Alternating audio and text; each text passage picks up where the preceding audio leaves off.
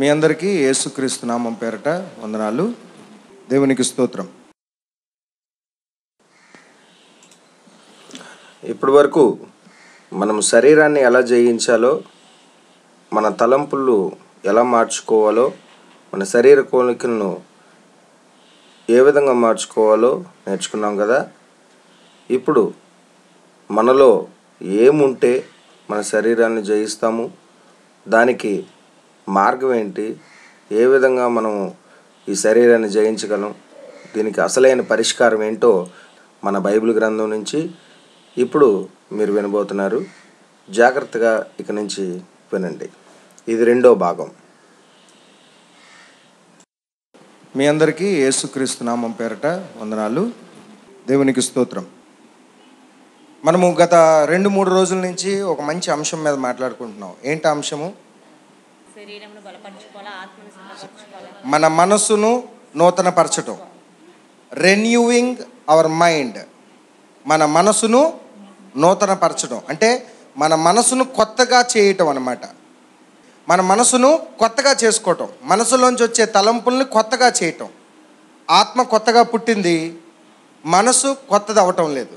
ఆలోచనలు పాతవుగా ఆలోచిస్తున్నాయి.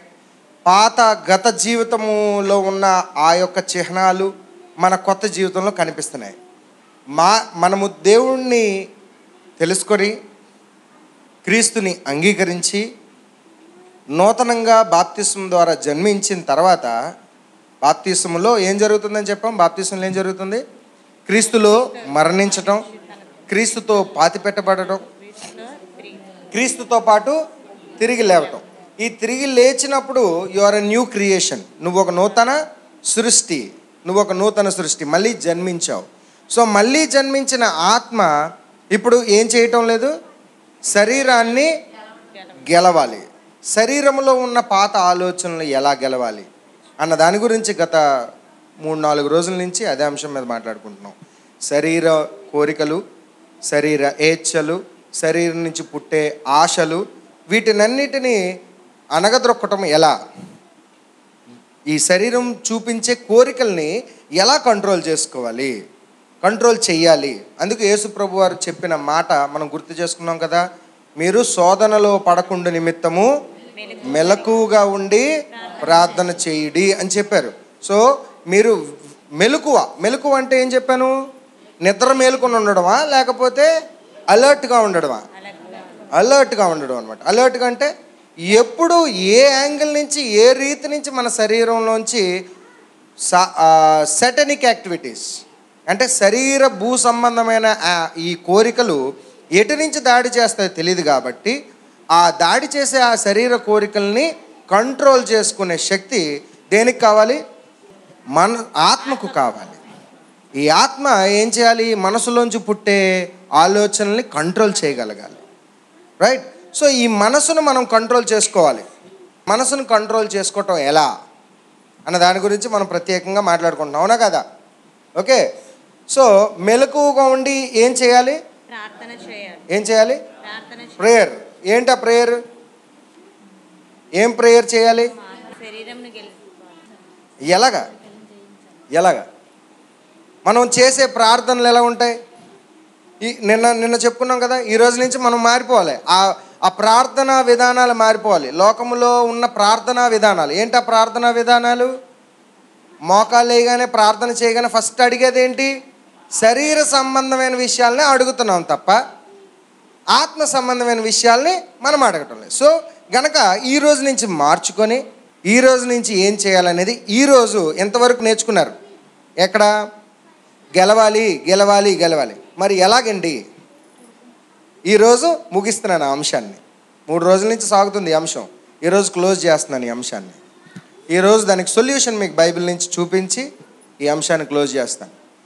ఇక నుంచి ఈ అంశం మీకు మళ్ళీ చెప్పను. మీరు దాన్ని పాటిస్తే మీరు రుచి చూస్తారు. ఆత్మను ఎలా బలపరుచుకోవాలి, మెలకువగా ఉండడం ఎలా, మెలకువగా ఉండి శరీరాన్ని, శరీర కోరికల్ని జయించటం ఎలా. ఎందుకంటే క్రీస్తు వారు భూమి మీద మనుషునిగా పుట్టారు.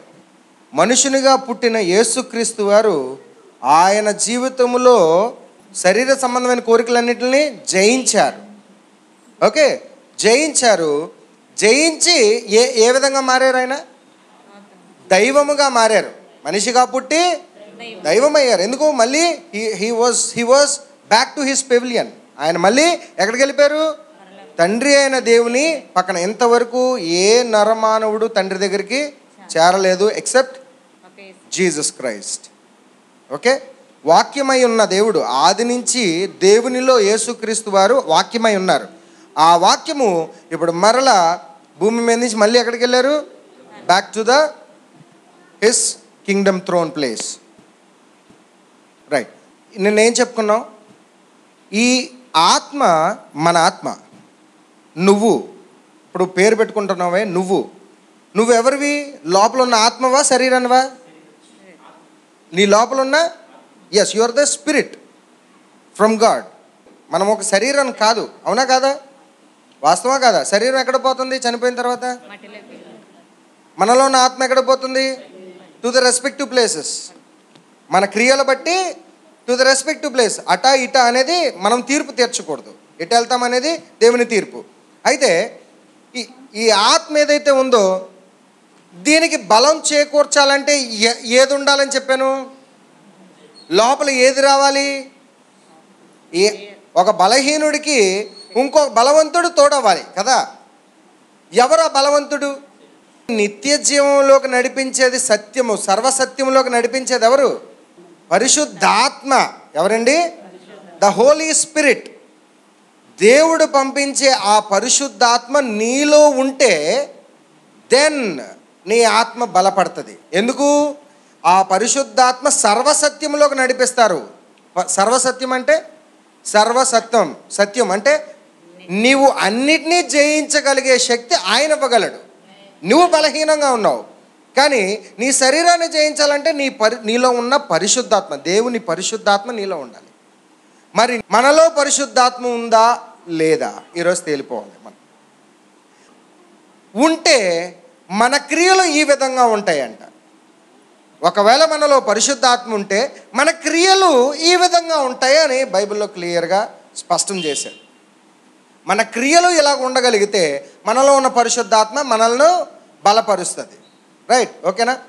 ఓకే, ఇప్పుడు ఈరోజు జయించటం ఎలా, దాన్ని జయించే రీతి ఎలాగా అనేది నేర్చుకుందాం. ఓకే, మన బైబిల్ గ్రంథం నుంచి ఒక అద్భుతమైన మాట చూద్దాం.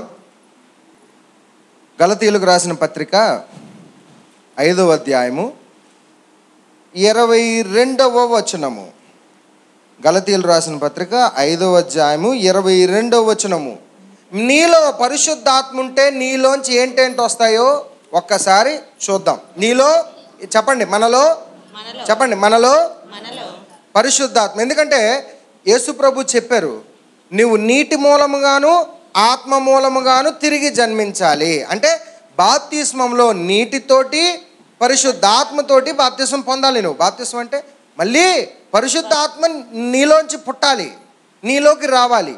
సో పరిశుద్ధాత్మ నీలో, హోలీ స్పిరిట్ నీలో ఉంటే ఇట్టి క్రియలు నీలోంచి బయటకు వస్తాయి. ఏంటా క్రియలు? ఒకవేళ ఇప్పుడు చదివిన తర్వాత అలాంటివి నాలో లేవనుకోండి, అలాంటివి మనలో లేవనుకోండి, మనలో దైవాత్మ లేదు. సో దట్ ఏం చేయాలి? ఆ రోజు నుంచి ఇప్పుడు చదువుతున్న అంశాలన్నీ ప్రాక్టీస్ చేస్తే పరిశుద్ధాత్మ మనలో నివసిస్తాడు. దేవునికి స్తోత్రం. రైట్, చదువుదాం. 22వ వచనం నుంచి చదవండి. 22 నుంచి చదువమ్మా. అయితే ఆత్మ ఫలమేమనగా, ఆత్మ ఫలము, ఆత్మ ఫలము. ఆత్మ ఎవరిలో ఉంటుందో వారిలోంచి వచ్చే ఫలం ఏంటి? నీలో ఆత్మ ఉంటే, పరిశుద్ధాత్మ ఉంటే, అక్కడ క్యాపిటల్ ఏ ఉందా, స్మాల్ ఏ ఉందా? అంటే ఏంటి? పరిశుద్ధాత్మ. అదే చెప్పాను కదా, ఎక్కడైనా పెద్ద అక్షరం రాయబడి ఉంటే అది పరిశుద్ధాత్మ. సో నీలో పరిశుద్ధాత్మ ఉంటే నీలోంచి ఇవన్నీ వస్తాయంట. ఏవన్నీ? చూడు, చదువు. మొదటిది ఏంటి వస్తుంది నీలోంచి? ప్రేమ. ఫస్ట్ది ఏంటండి? ప్రేమ. బాబ్బా, గట్టిగా చప్పట్లు కొట్టండి దేవుడికి. నీలో పరిశుద్ధాత్మ లేకపోతే నువ్వు ప్రేమించలేవు, విభేదంగానే ఉంటావు. పరిశుద్ధాత్మ ఎవరు ఉంటారో వారిలోంచి ఏమొస్తుంది బయటికి? ప్రేమ. యేసుక్రీస్తు ప్రేమను చూపించడానికి వచ్చాడు. ఏ ప్రేమ? ఏ ప్రేమ? అదే శాశ్వతం ఉంది. ఏ ప్రేమ? ఏ ప్రేమ? ఎలాంటి ప్రేమ? యేసు ప్రభు ఓ మాట అన్నారు, నేను గొప్పోడా తండ్రి గొప్పోడా? ఎవరు గొప్పోడు అన్నారు? నేను కాదు గొప్ప, నన్ను పంపించిన తండ్రి గొప్పోడు. దేవునికి స్తోత్రం, హల్లెలూయా.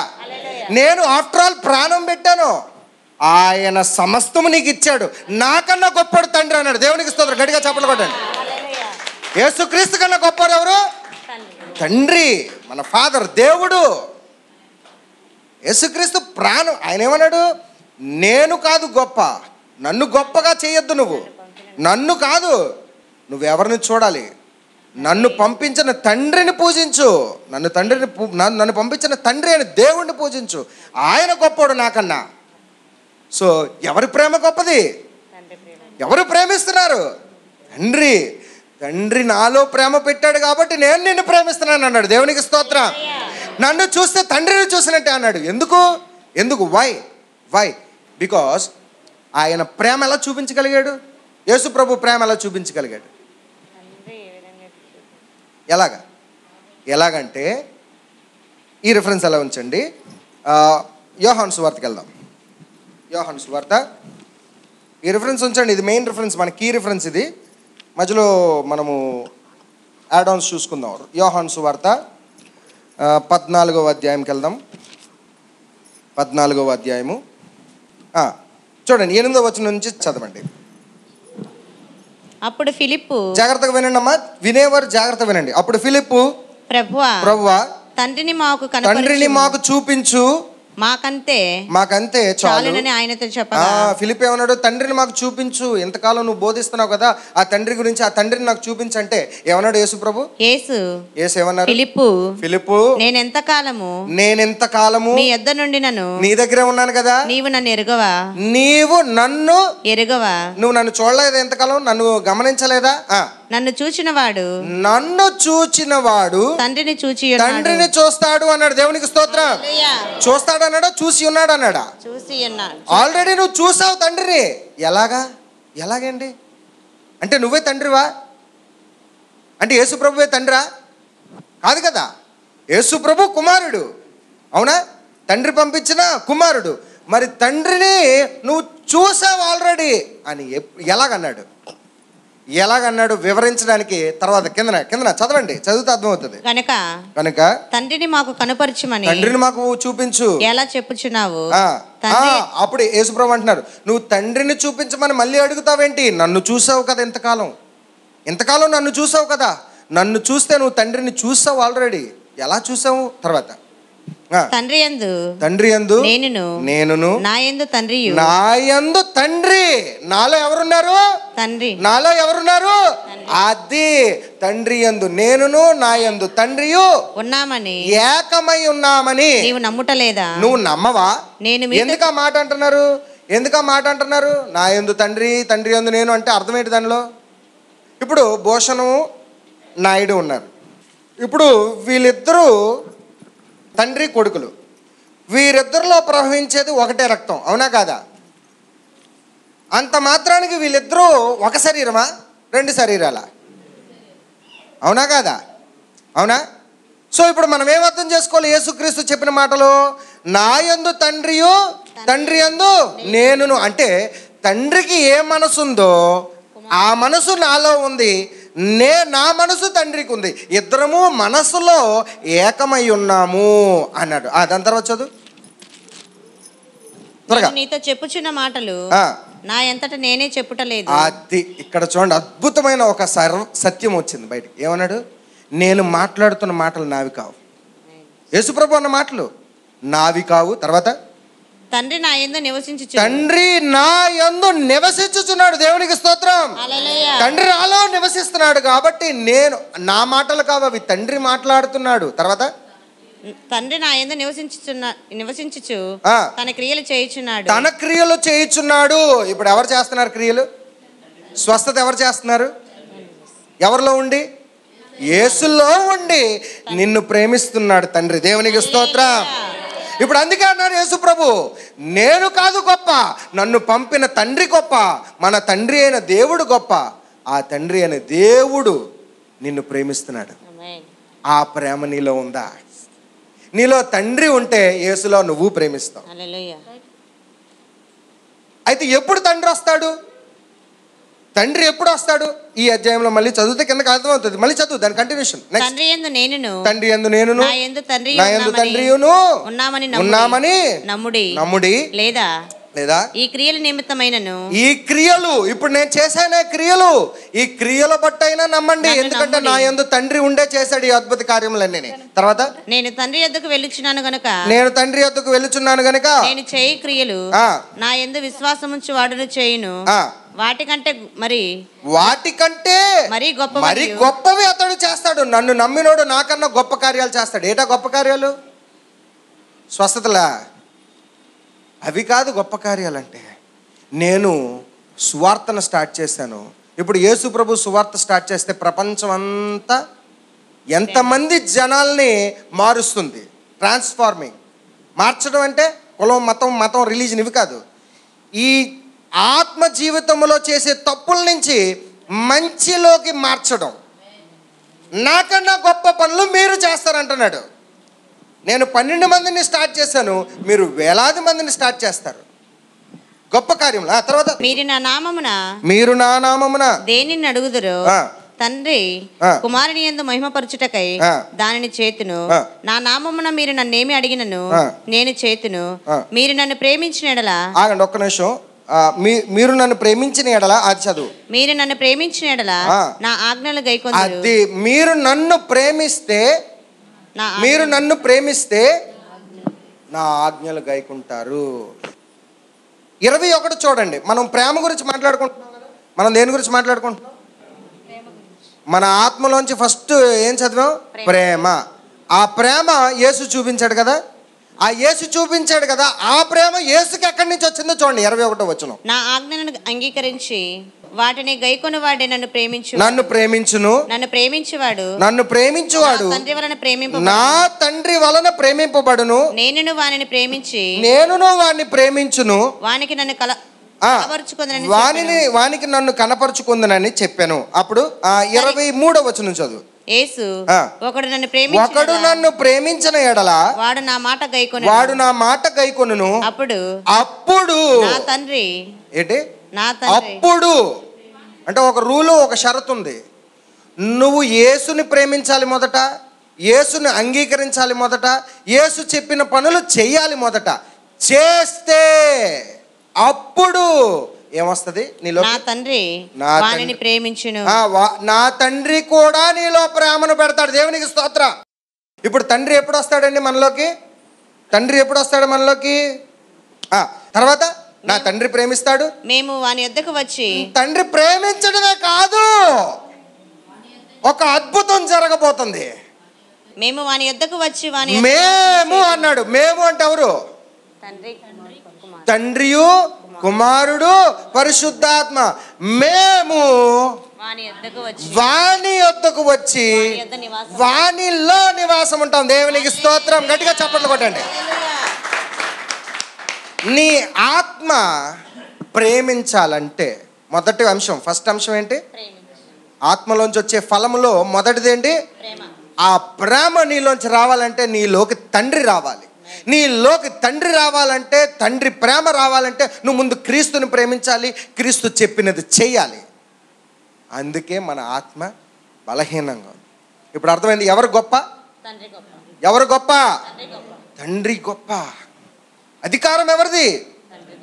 తండ్రి కుమారునికి ఇచ్చాడు అధికారం.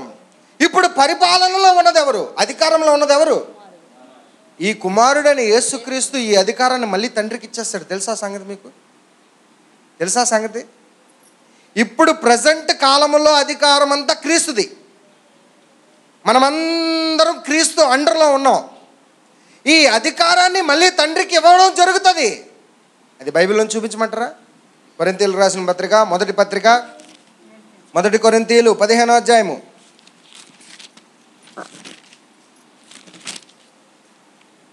క్రీస్తు ఇక్కడికి భూమి మీదకి రాజ్యం స్థాపించడానికి వచ్చారు కదా, రాజ్యం స్థాపించారు కదా. ఇప్పుడు మన క్రీస్తు రాజ్యం జరుగుతుంది కదా ఇక్కడ. ఈ క్రీస్తు రాజ్యాన్ని రెండో రాకడలో తీసుకెళ్ళడానికి వస్తున్నారు. చదవమ్మా. మొదటి కొరింథీయులు 15వ అధ్యాయము 24. చదవమ్మా. అటు తర్వాత ఆయన సమస్తమైన ఆధిపత్యమును, ఆయన అంటే ఎవరు? యేసుక్రీస్తు. సమస్తమైన ఆధిపత్యమును, సమస్తమైన అధికారమును బలమును కొట్టివేసి తన తండ్రి అయిన దేవుని రాజ్యం అప్పగించును. తన తండ్రి అని. ఎవరిది రాజ్యం? ఈ రాజ్యం ఎవరిది? తన తండ్రి అయిన దేవుని రాజ్యం అంటున్నాడు. దేవునికి స్తోత్రం. మనం ఎవరివి? క్రీస్తు రాజ్యంలో భాగస్థులం. మనం అందరం ఎవరి పిల్లలవి? చదువు, దాని తర్వాత చదువు. మనమందరము క్రీస్తు రాజ్యము. ఈ క్రీస్తు రాజ్యము ఎక్కడికి వెళ్తుంది? చదువు ఇప్పుడు. అప్పుడు అంతము వచ్చును, ఎందుకనగా తన శత్రువులను అందరినీ తన పాదముల క్రింద ఉంచి వరకు ఆయన రాజ్య పరిపాలన చేయుచుండవలెను. ఇప్పుడు రాజ్య పరిపాలన జరుగుతుంది. అయితే జరుగుతున్న ఈ రాజ్యాన్ని ఏం చేస్తాడు? కడపట నశింపజేయబడు. శత్రువు మరణము దేవుడు సమస్తమును క్రీస్తు పాదముల క్రింద లోబరిచి ఉండెను. ఇప్పుడు క్రీస్తు పాదముల క్రింద సమస్తము లోబరిచి ఉంది. సమస్తమును లోపరచబడి ఉన్నదని చెప్పినప్పుడు ఆయనకు సమస్తమును లోపరిచిన వాడు.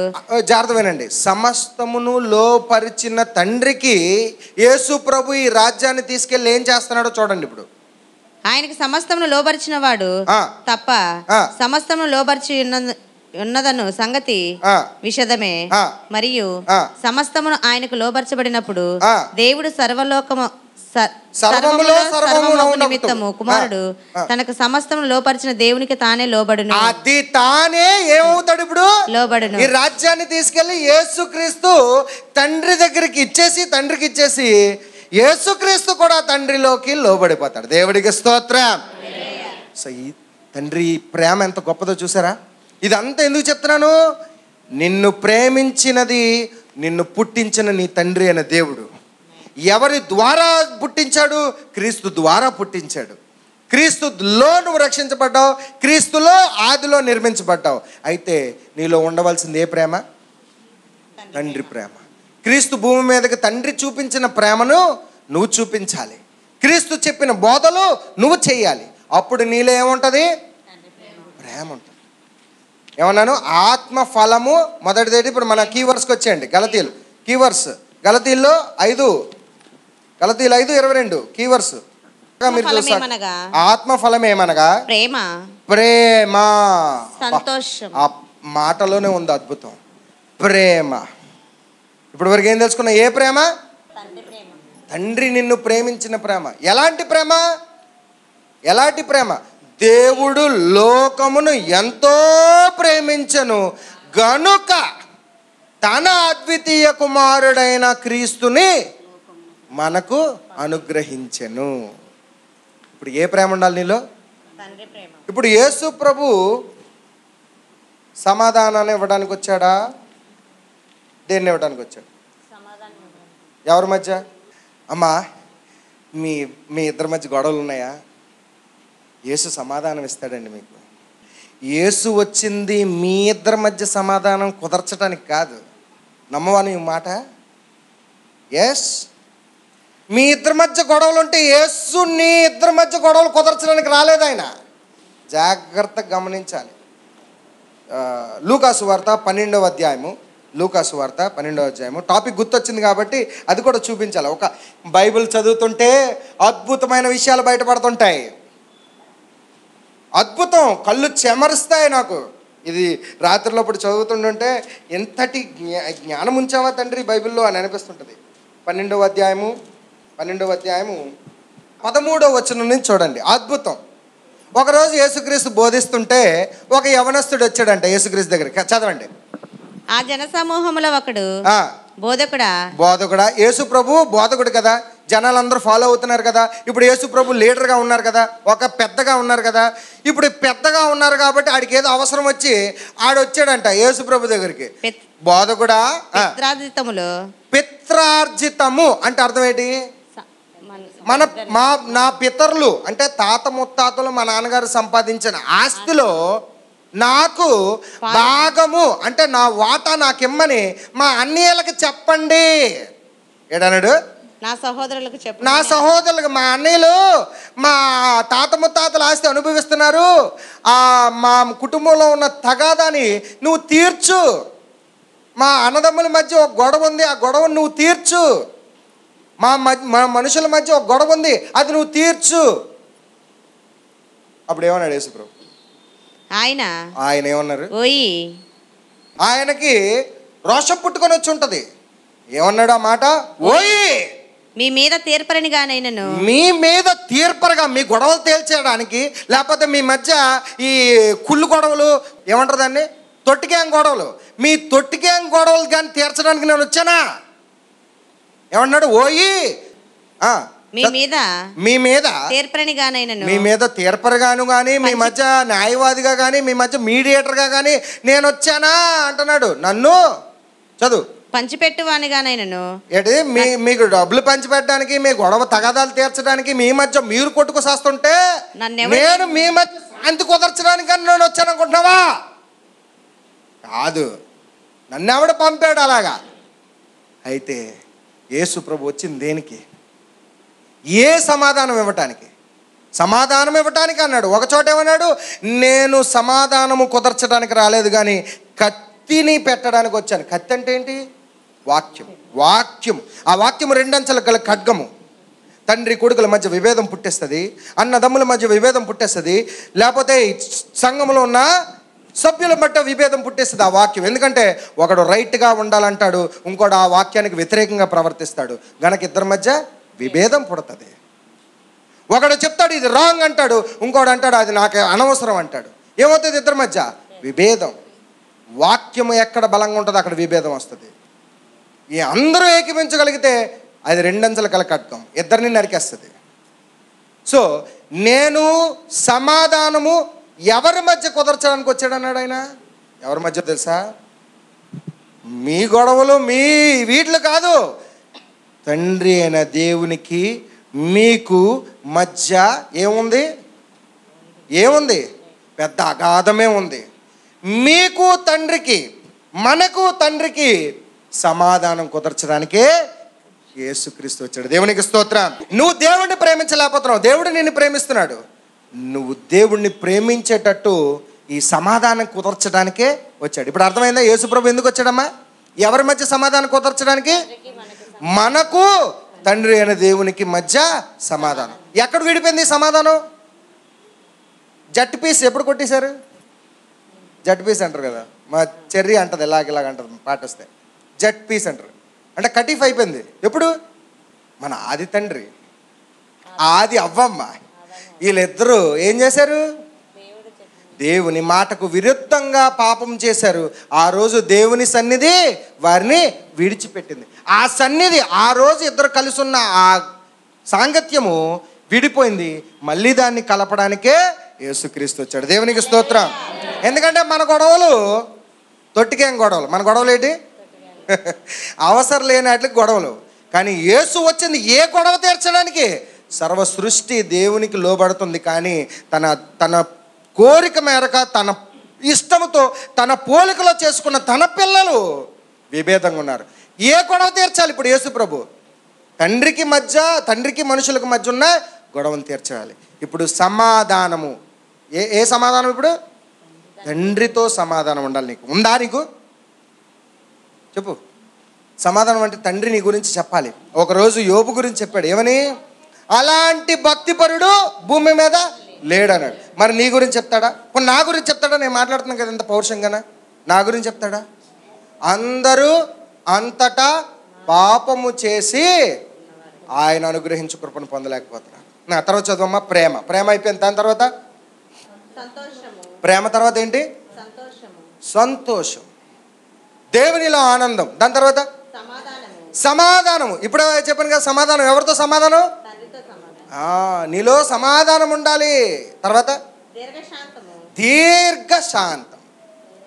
దీర్ఘశాంతం అంటే అర్థమైంది ఏమండి?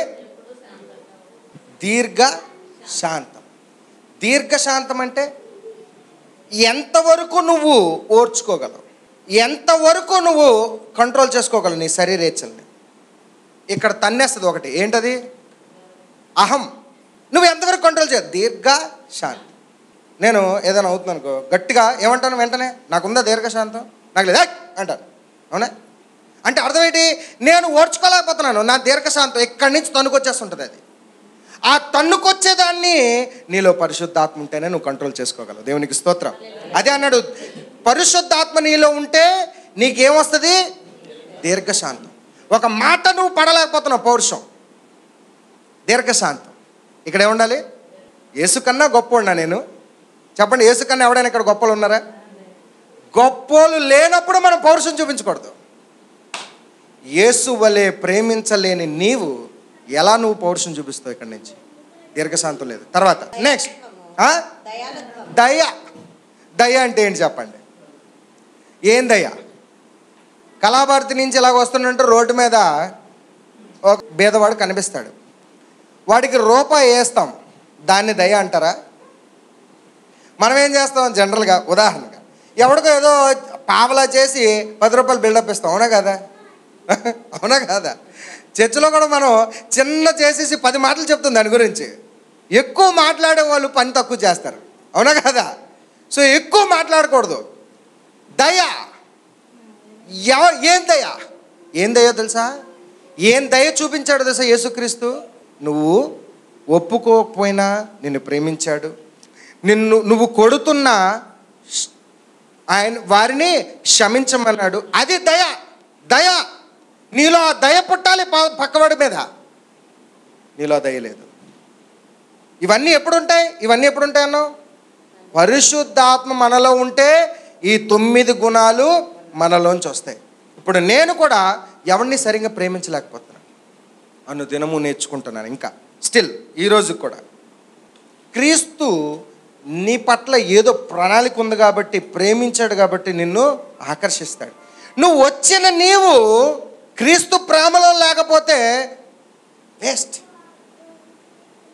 తల కొట్టేసుకోవాలి నీకోసం, శిరచ్ఛేదనం చేయబడాలి. ఏం చేయబడాలి? అవమానాలు భరించాలి, తల దించుకోవాలి అవతలోడు మాట అంటుంటే. నాకును ఇక్కడ చర్చిలో ఉన్న వాళ్ళకి చాలాసార్లు విభేదాలు లేదు, నేను తల దించుకుంటాను తప్పు లేకపోయినా. ఎస్ చెయ్యాలి. నేను క్రీస్తు కన్నా గొప్పవాడిని నేను కాదు, చెయ్యాలి. నేనేమి గొప్పవాడినా చెప్పండి? ఎవరూ గొప్పలు కాదు. కాబట్టి ఏం చేయాలి?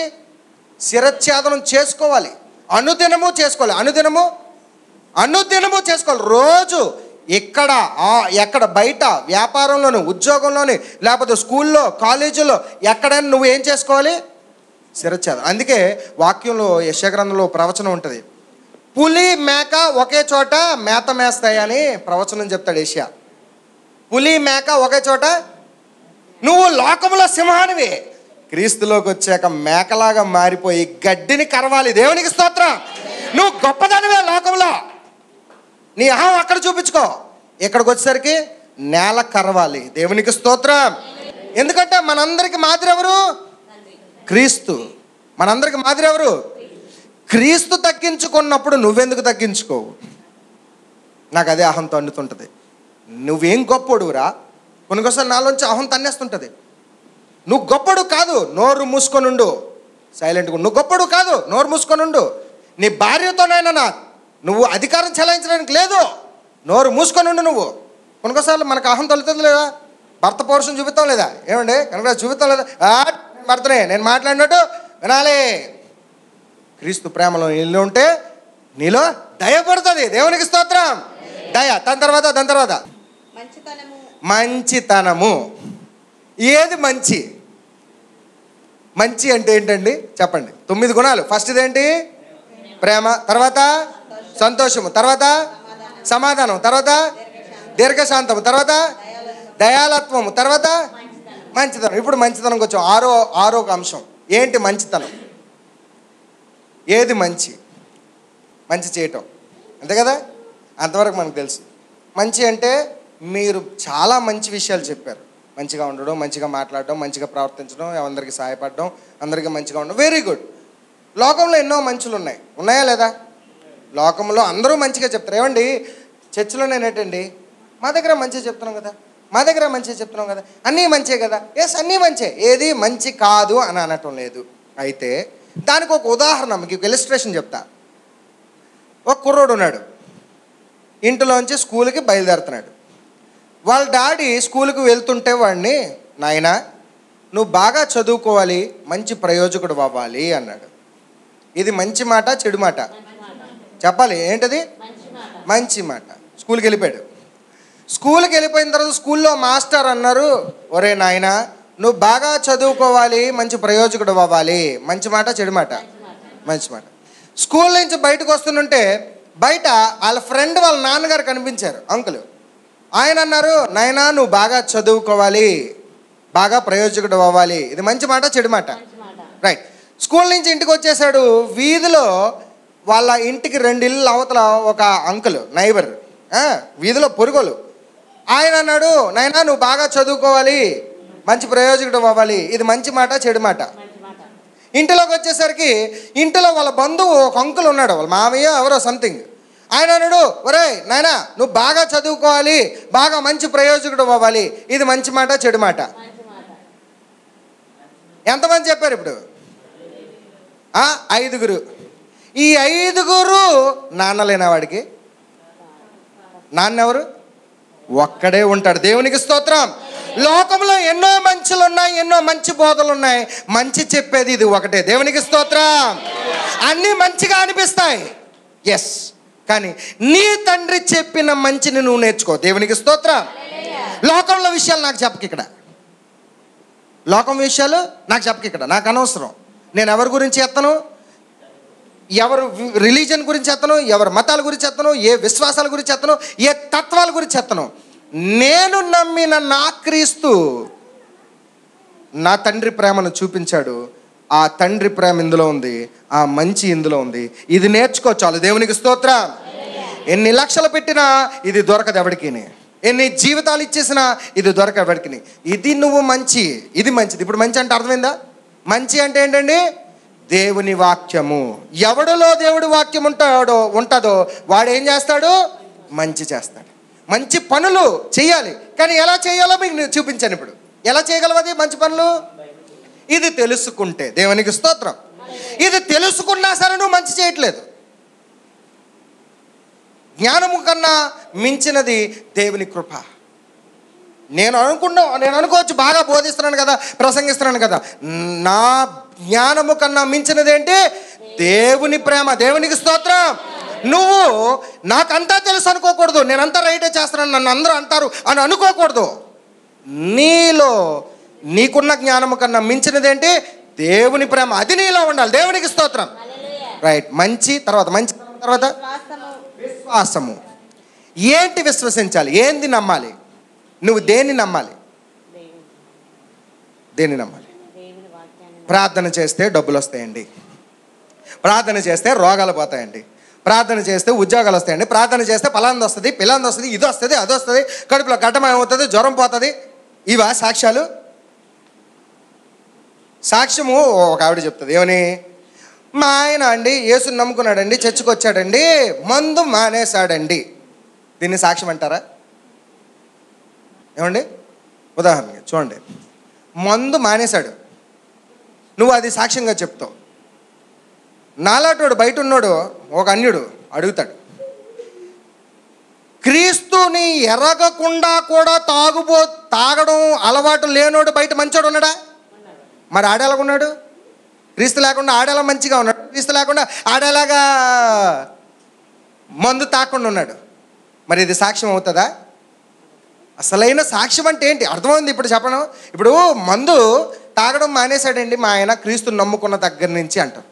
క్రీస్తుని నమ్ముకున్న దగ్గర నుంచి మందు మానేసినట్టు, క్రీస్తుని నమ్ముకున్న దగ్గర నుంచి ఆస్తులు వచ్చినట్టు ఇవన్నీ చెప్పావనుకో నువ్వు సాక్ష్యం కింద. వాడేమంటాడు బయటోడు? నేను క్రీస్తుని నమ్మటం లేదు, అయినా నేను మందు తాగటం లేదు, నేను మంచిగా ఉన్నాను. క్రీస్తుని నమ్ముకోలేదు, అయినా సరే నాకు డబ్బులు ఉన్నాయి, ఆస్తులు వస్తున్నాయి. సో నీ సాక్ష్యం దేని గురించి చెప్పాలి? సిలువ వేయబడిన క్రీస్తు గురించి సాక్ష్యం చెప్పాలి. దేవునికి స్తోత్రం. అయితే దేని గురించి నువ్వు విశ్వాసంగా చెప్పాలంట? క్రీస్తు మరణించారు, క్రీస్తు తిరిగి లేచారు, క్రీస్తు పరలోకంలోకి సజీవంగా ఆరోహణమయ్యారు అని నువ్వు చెప్పాలి. అది నీ విశ్వాసం. అయితే ఏంటి నమ్మాలి అందులో? యేసుక్రీస్తు చనిపోయినా తిరిగి లేచారు. లేచారా లేదా? ఎవరు లేపారు? ఆయనంతటా ఆయన లేచిపోయారా? No no no no no. తండ్రి తన శక్తితో యేసుని సమాధి నుంచి లేపారు. అప్పుడు నువ్వే నమ్మాలి. ఇప్పుడు యేసుని లేపితే తండ్రి నన్ను కూడా లేపుతాడు. దేవునికి స్తోత్రం. విశ్వాసం. దేన్ని నమ్మాలి నువ్వు? ఇప్పుడు దేవుణ్ణి నమ్మాలి.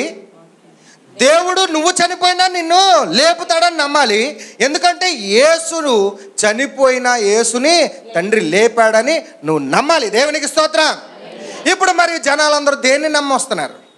ఇళ్ళ స్థలాల కోసం, డబ్బుల కోసం, కోర్టుల కేసుల కోసం, జబ్బుల కోసం, నగల కోసం, వీటిని నమ్మి వస్తే నువ్వెవరు? ఒకసారి వాక్యం నుంచి మళ్ళీ చూద్దాం. మొదటి కొరింథీయులు రాసిన పత్రిక 15వ అధ్యాయము. ఒకవేళ కానీ వాటి కోసమే కానీ నువ్వు నమ్మితే నువ్వు ఎవరివి అనేది బైబిల్ వాక్యం నుంచి చూపిస్తున్నాడు. మొదటి కొరింథీయులకు రాసిన పత్రిక 15వ అధ్యాయము మొదటి కొరింథీయులు 19వ వచనం చూడండి. 19వ వచనం. ఈ జీవిత కాలం మట్టుకే ఏంటది? నువ్వు నమ్మినప్పుడు ఈ జీవిత కాలం కోసం కానీ నువ్వు నమ్ముకుంటే, అంటే ఈ జీవితం కోసం అంటే ఈ శరీర కోరికల కోసం నువ్వు దేవుణ్ణి నమ్ముకుంటే, మనము క్రీస్తునందు నిరీక్షించే వారమైన మనం క్రీస్తులో నిరీక్షిస్తే మనుషులందరికంటే దౌర్భాగ్యులమే. దేని నమ్మాలి? ఈ జీవితంలో నీకున్న కోరికలక, ఆస్తులక ఈ శరీరం నిన్ను మోసం చేస్తుందర్రా. ఈ శరీరం ఏం చేస్తుంది? మోసం చేస్తుంది. ఉన్నంతకాలం దానికోసం బతుకుతున్నావు, చనిపోతే అది మట్టిలోకి వెళ్ళిపోతుంది. నిన్ను మోసం చేస్తుంది. నువ్వు శరీరం కోసం వస్తున్నావు దేవుడి దగ్గరికి. శరీరం దాని కోరికలు ఏంటి? డబ్బు రావాలి, ఆస్తి రావాలి, ఇల్లు కట్టాలి, నగలు కొనుక్కోవాలి. ఇవే కదా నువ్వు అడిగేది దేవుడి దగ్గరికి వచ్చి. నువ్వు కానీ దేవుడి దగ్గరికి అలాంటి కోరికలతో వస్తే నువ్వు దౌర్భాగ్యురాలు అని మనల్ని అంటున్నాడు. దేవునికి స్తోత్రం. ఎలా నమ్ముతున్నావు దేవుడిని? నువ్వు నమ్మాల్సింది నెక్స్ట్ జీవితం కోసం. దేవునికి స్తోత్రం. నువ్వు చనిపోయినా తిరిగి లేస్తావని నువ్వు నమ్మాలి. ఎందుకంటే యేసుని లేపాడు కాబట్టి. దేవునికి స్తోత్రం. అంటే విశ్వాసం అంటే ఇప్పుడు ఏమంటే అర్థమైంది? ఇప్పుడు దేని విశ్వసించాలి? నెక్స్ట్ బ్రతుకు కోసం. ఈ బ్రతుకు కోసం కాదు. ఈ బ్రతుకు మరి ఎలాగండి? ఈ బ్రతుకులో ఎలాగండి నేను? నువ్వు విత్తనం వేస్తే చెట్టు రావట్లేదా? వస్తుందా లేదా? భూమిని పెట్టాడు, భూమిలో సారం పెట్టాడు, దానికి కావాల్సిన నీరు పెట్టాడు, దానికి కావాల్సిన వెలుతురు పెట్టాడు. నువ్వు కష్టపడి పనిచేయడానికి నీకు ఒక శరీరం ఇచ్చాడు. దేవునికి స్తోత్రం. ఈ భూ సంబంధమైన వాటిని నువ్వు చూసుకోవాలి. పర సంబంధమైంది ఆయన చూస్తాడు. దేవునికి స్తోత్రం. దాని తర్వాత చదువు. సాత్వికం అంటే ఏంటి? ఎలా తగ్గించుకుంటావు? ఇప్పుడు నువ్వు ఒక విషయం చెప్పావనుకో, నువ్వు ఒక విషయం చెప్తే నా మనసులోంచి నేను దాన్ని అంగీకరించాలి. నా మనసులో ఉన్న ఆలోచనల ప్రకారంగా లేదు అని అన్నాను అనుకో, నేను సాత్వికుడిని కాదు. నువ్వు దాన్ని అంగీకరించగలగాలి, స్వీకరించాలి. ఏదైనా మాటకు లోబడగలిగితే, వాక్యానికి మొన్న చదివాను కదా, ఈ మాటకు నువ్వు లోబడితే ఈ భూమి మీద ఉన్న ఫలములన్నీ అనుభవిస్తావు అని ఉంది కదా. సో లోబడాలి. తర్వాత త్వరగా లాస్ట్గా ఏంటి? చివరిది ఏంటండి? 9వది ఆశ నిగ్రహం. అంటే ఏంటి? ఆశలను నిగ్రహించటం, నీ కోరికలను కంట్రోల్ చేయటం. నీకు అనిపిస్తుంది అన్నీ. టీవీ చూస్తావు, టీవీ చూడగానే సీరియల్లోని ఆవిడ ఒక పెద్ద అంచు చీర కట్టుకుంటుంది. నీకేమనిపిస్తుంది? నీ ఆశ ఏం పడుతుంది? దేని మీద? చీర మీదకి వెళ్ళిపోద్దా లేదా? ఫస్ట్ జనాలుగా మన ఫంక్షన్కి వెళ్ళగానే అందరూ చూపులు ఎక్కడ ఉంటాయి? అందరూ మేడల మీదకి ఉంటాయి, నగల మీద, చీరల మీద. ఏ చీరలు కట్టారు, ఏ నగలు పెట్టారు? అవునా కదా? చెప్పండి. అంతేనా? మన పురుషులు అయితే ఏ కారులో దిగాడు, ఎంత క్యాష్ ఉంది, బ్యాకప్ పెట్టి ఆడ వెనకాతలు ఎంతమంది నడుస్తున్నారు, ఇదే కదా. మనం సాంఘికంగా స్థానాలు చూస్తాం. వీరు ఇవన్నీ దేనికి సంబంధించినవి? ఇందులోంచి వచ్చే ఆశలు. ఆ ఆశలను కంట్రోల్ చేసుకోగలవాలి ఎప్పుడు? ఆత్మ నీలో ఉంటే. సో ఈ 9 పేర్లు చెప్పమ్మా, వరుసగా చదవమ్మా. 9 ఆత్మ ఫలము. అంటే నీలో ఆత్మ ఉంటే నీ శరీరాన్ని జయించుకోవాలంటే ఇవన్నీ చెయ్యాలి. ఫస్ట్ ఏం చేయాలి? ప్రేమ ఉండాలి నీలో. ఫస్ట్ ఏముండాలి? ప్రేమ. తర్వాత సంతోషం ఉండాలి. తర్వాత సమాధానం ఉండాలి, దీర్ఘశాంతం ఉండాలి, దయాలత్వం ఉండాలి, మంచితనం ఉండాలి, విశ్వాసం ఉండాలి, సాత్వికము, ఆశా నిగ్రహం. ఈ 9 గుణాలు ఈ 40 రోజుల్లో మీరు డెవలప్ చేసుకోండి. మన వాక్యం ఏంటి? గత 3 రోజుల నుంచి మన ఆత్మ బలహీనంగా ఉంది, సిద్ధంగానే ఉంది, కానీ శరీరాన్ని జయించే శక్తి దానికి లేదు. మరి శరీరాన్ని జయించడం ఎలా అండి? ఈ 9 చేయి. ఈ 9 చేస్తే నీలో పరిశుద్ధాత్మ మెండుగా ఉన్నట్టు. దేవునికి స్తోత్రం. 9 యేసు ప్రభు వారు చూపించారు ఆయన జీవితంలో. చూపించారా లేదా? ఎంత దయా గుణం అండి అతనిది. ఏమండి, ఇలా గుడ్డ వేసారండి ఆయన మీద ఇలా గుడ్డ వేసి మొహం మీద ఇట్నుంచి ఒకడు గుద్దాడంట, అట్నుంచి ఒకడు గుద్దాడంట. ఎవడు కొట్టాడు? ఎలాంటి ప్రేమ అండి అది? నీకుందా అలాంటి ప్రేమ? నువ్వు ప్రేమించగలుగుతున్నావా? నీ భర్తను ప్రేమించగలుగుతున్నావా? నీ సహోదరుని ప్రేమించగలుగుతున్నావా? తండ్రి ప్రేమించినట్టు కుమారుడు మనల్ని ప్రేమించాడు. పడుకోబెట్టి చేతుల మీద మేకు దిగ్గొడుతుండంటే అమ్మా అన్నాడా? తండ్రి తెలియ చేస్తున్నారు వీళ్ళు. ఒక్కసారి క్షమించాను. గట్టిగా చప్పట్లు కొట్టండి ఆయనకి. That is the love. ఆ 9 గుణాలు నీలో ఉంటే తండ్రి నీలో ఉన్నట్టు. దేవునికి స్తోత్రం. సో మనము ఆత్మను బలపరుచుకుందాం ఈ 9 గుణాలతో. మన శరీరాన్ని సిలువేద్దాం ప్రతిదినము. దేవునికి స్తోత్రం. ఎందుకంటే మనము అనుదినము మోసపోయేది శరీరం నుంచే. మనము చనిపోతే మన వెంట వచ్చేది ఈ శరీరం కాదు, ఈ భూమి మీద ఉన్న క్రియలే. కాబట్టి కళ్ళు మూసుకుందాం, ప్రార్థన చేసుకుందాం. ప్రేమతో ఈ వాక్యాన్ని స్వీకరించండి. మళ్ళీ చెప్తున్నాను, వాక్యాన్ని ప్రేమతో స్వీకరించండి, జీవితాలు బాగవుతాయి. దేవునికి స్తోత్రం. కళ్ళు మూసుకుందాం, మోకలేయండి, ప్రార్థన చేద్దాం. ప్రార్థన. స్తోత్రములు స్తోత్రములు. మనమందరం ఏకీపిద్దాం. అందరూ ఏకీపించి ప్రార్థన చేద్దాం. సర్వాధికారి సర్వంతర్యామి సర్వ సృష్టికి మూల కారణపుత్రుడు నా పరలోకపు నా ప్రియ తండ్రి, మీకు వందనములు స్తోత్రములు ప్రభా. గడిచిన సిలువ ధ్యానాన్ని బట్టి, సిలువ ధ్యానం వరకు మమ్మల్ని నా తండ్రి నీ సచివరెక్కల కింద భద్రపరిచి కాచి నడిపించిన విధానాన్ని బట్టి మీకు మరొక్కసారి వందనాలు స్తోత్రాలు చెల్లించుకుంటున్నాను నా ప్రభా. నా తండ్రి, ఈ దినాన్ని మేము ఈ స్థితిలో ఉన్నామంటే అది కేవలం నీ కృప నాయన. నీకు వందనాలు స్తోత్రాలు ప్రభా. ఈ దినాలు చెడలేని వారు అనేక మంది ఉన్నారు ప్రభా. మేమైతే నీ ఉచితమైన కృపను బట్టి, ప్రేమను బట్టి నడిపించబడుతున్నాను ఆయన. నీకు వందనాలు స్తోత్రాలు ప్రభా. అయ్యా, ఈ సిలువ ధ్యాన దినాన నా ప్రభా నా తండ్రి, నీ కుమారుడు అభిషేక్ రాజును మీరు నిలబెట్టుకుని నా ప్రభా, అయ్యా నీ వాక్యమని నా ప్రభా నన్ను విత్తనాలు వెదజల్లి ఉండగా నా తండ్రి నా ప్రభా, అది మంచి నేల పడుటకు సహాయమును దయచే. నీకు వందనాలు స్తోత్రాలు ప్రభా. అయ్యా నా తండ్రి నా ప్రభా నా తండ్రి, నీ వాక్యం మాలో ఫలించలాగిన సహాయమును చేయండి. నీకు వందనాలు ప్రభా. అయ్యా, వాక్యం అర్థం చేసుకునే జ్ఞానం మాకు దయచేయండి నాయన. నీకు వందనాలు స్తోత్రాలు ప్రభా. గత 3 దినాల నుంచి నీ మాతో మాట్లాడుతున్నారు నాయన. నీకు వందనాలు స్తోత్రాలు ప్రభా. అయ్యా, మా ఆత్మ బలహీనముగా ఉంటుంది నాయన తండ్రి. నాయన మా శరీరం మేము జయించుకోలేకపోతున్నామని మాట్లాడుతున్నావు నాయన. అయ్యా, మేము ఈ దినాన నా ప్రభా నా తండ్రి నాయన, అయ్యా 9 అనే ప్రభా మాటలు మాతో చెప్పి ఉన్నారు ప్రభా. నీకు వందనాలు స్తోత్రాలు ప్రభా. అయ్యా, మేము నా తండ్రి ఆ 9 మాటలు నా ప్రభా నాయన, అయ్యా నన్ను ప్రభా వాటి ప్రకారముగా నడుచుకునే భాగ్యం మాకు దయచేయండి నా ప్రభా. అయ్యా, మేము నీ పని చేయట్లే సహాయం దయచేయండి. నీ క్రియ చేయాలి ప్రభా. నీకు వందనాలు స్తోత్రాలు ప్రభా. అయ్యా, మాలో ప్రేమ లేకపోతే నా తండ్రి నాయన, అయ్యా మాలో మంచితనము లేకపోతే నా తండ్రి నా ప్రభా, మాలో విశ్వాసము లేకపోతే నా తండ్రి నా ప్రభా, అయ్యా మేము ఏమీ చేయలేము నా ప్రభా. నీకు వందనాలు ప్రభా. నీ వాక్యమాల బలంగా వాడబడాలి నాయన. నీకు వందనాలు స్తోత్రాలు ప్రభా. నీ వాక్యమాల నాటబడితేనే నా ప్రభా మేము ఫలిస్తాం నాయన. నీకు వందనాలు స్తోత్రాలు ప్రభా. ఈ 9 గుణాల మాల ఉండటకు సహాయమును దయచే. నీకు వందనాలు ప్రభా. మేము తగ్గించుకొని నా ప్రభా నా తండ్రి, అయ్యా నా తండ్రి మా శిరస్సు వంచి నా ప్రభా నైనా, అయ్యా మేము నీ యందు నా ప్రభా భయభక్తులు కలిగిన జీవితం అలా దయచేయమని అడుగుచున్నా నా ప్రభా. అయ్యా, విత్తబడిన వాక్యం మీరు ఎత్తి పట్టుకోమని అడుగుచున్నా. నీకు వందనాలు ప్రభా. అయ్యా, అది దుష్టుడు మేము చేతికి అప్పచెప్పకుండా నా ప్రభా, విన్న వాక్యం నా ప్రభా మేము ఇంటికి వెళ్ళి మళ్ళీ చదువుకొని నా ప్రభానైనా అది అర్థం చేసుకుని దాని ప్రకారం నడుచుకునే జ్ఞానం మాకు దయచేయమని నా ప్రభా. అదేవిధంగా నడిపించిన అభిషేక్ రాజుని బట్టి మీకు వందనాలు స్తోత్రాలు ప్రభా. నీ కుమారుని ఇంకా బలంగా వాడుకోండి. నేను నీకు వందనాలు స్తోత్రాలు ప్రభా. వచ్చిన మాందాన్ని మీరు జ్ఞాపకం చేసుకోండి నా ప్రభా. ఎవరైనా బలహీనులుగా ఉన్నారేమో మీరు బలపరచండి నా ప్రభా.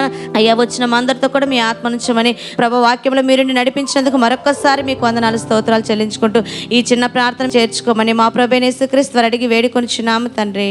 ఆమేన్.